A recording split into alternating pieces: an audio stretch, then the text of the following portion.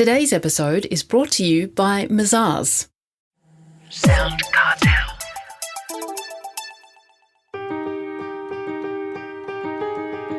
From Sound Cartel, I'm Nicole Goodman, and this is Business Essentials Daily.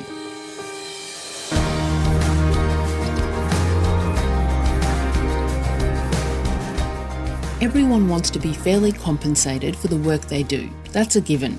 But often, the biggest reward for your workforce isn't money. CEO at HR consultancy Corporate Dojo, Karen Gately, says a boss's recognition of a job well done can greatly boost morale and help energise employees. And she offers some creative ways to reward employees shortly. First, Chris Ashmore asks Karen whether business owners too often forget to recognise or praise the good work of their team. You know, I can't tell you how often I meet teams who will say that, the boss's focus is on what's going wrong. So there's lots of time and attention on the people who are underperforming and, the challenges. But often people are saying that they just don't feel that they're, receiving the thank you, the pat on the back that they deserve for going the extra mile. Well, why is it important, do you think, to have the right incentives in place in a business? Well, look, I think it's all about inspiring and influencing behaviour. So whether we're talking about monetary incentives or if it is just the recognition, acknowledgement component, when human beings feel a deep sense of personal values, they actually matter to the organisation. When they feel trusted, when they feel respected, they're entirely more likely to be energised. They're entirely more likely to feel that sense of belonging with an organisation. And when human beings feel part of the mission, feel like they do belong and are energised, they're entirely more likely to perform at their best.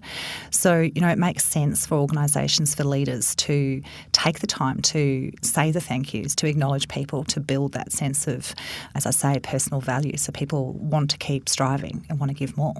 Well, can some incentive schemes, though, be the wrong ones? Absolutely. I think when we have certain targets, when we have certain outcomes that we measure as being successful, and we don't have an overlay of behavioural expectation, so in other words, if we don't have a behavioural hurdle that you need to meet in order to gain access to those incentives, then sometimes people choose to go about things in ways that are unlawful, that lack integrity, that lack compassion, that lack just common decency.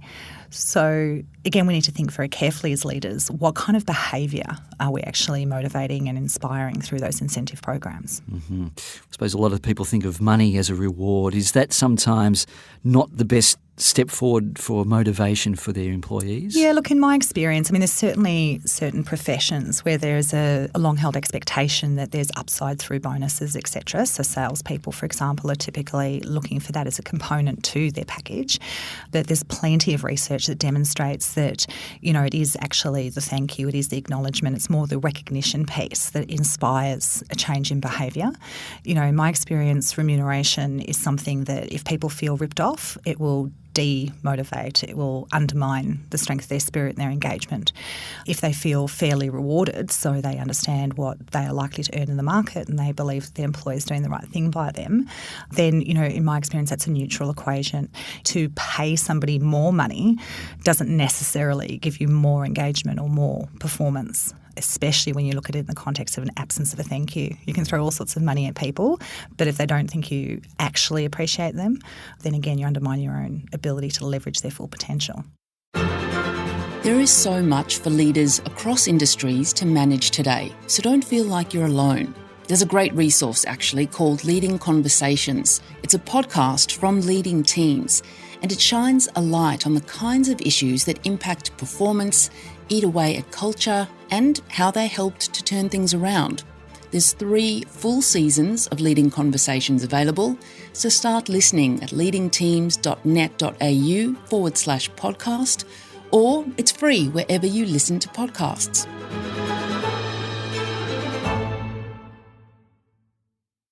What are some of the smart ways or creative ways to reward and recognise the good work done by employees? Well, again, it's a simple thank you. There's plenty of opportunities where an employer can actually just choose to walk to someone's desk, for example, and say, hey, notice that this happened, really appreciate it.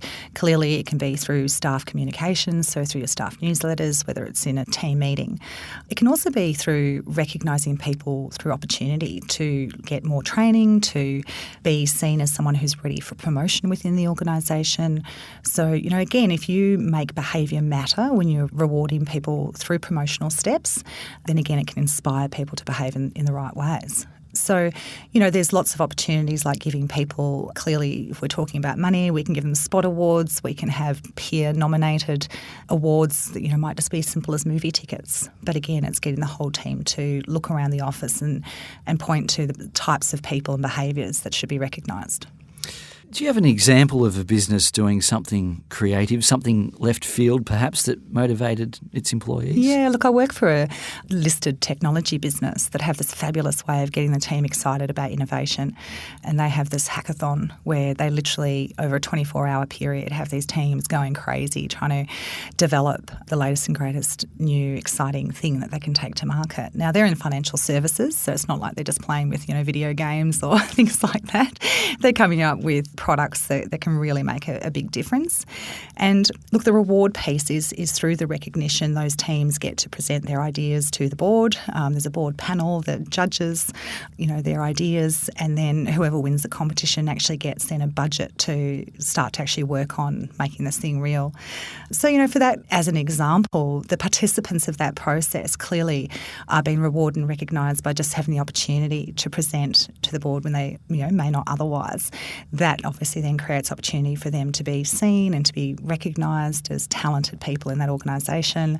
And let's face it, who doesn't like to win a competition? So it's been very successful for about 3 years. Any final words of advice for a business owner looking to implement an incentive scheme or recognition program? Yeah, start by understanding your industry. So what is the likely landscape from your competitors' perspective? What are people likely to provide in terms of the mix of benefits?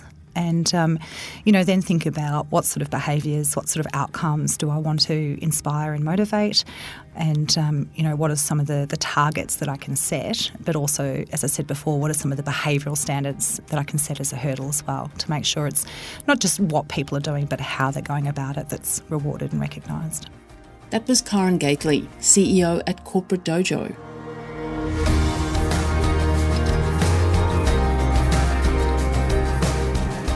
This episode of Business Essentials Daily is produced by the team at Sound Cartel. Thanks for listening. I'm Nicole Goodman. We'll bring you more Be Daily tomorrow. Follow at BE Daily Podcast across social media and head to bedaily.com.au for more from the Business Essentials Daily podcast. Sound Cartel. This episode was brought to you by Mazars. To find out more, visit mazars.com.au. That's mazars.com.au.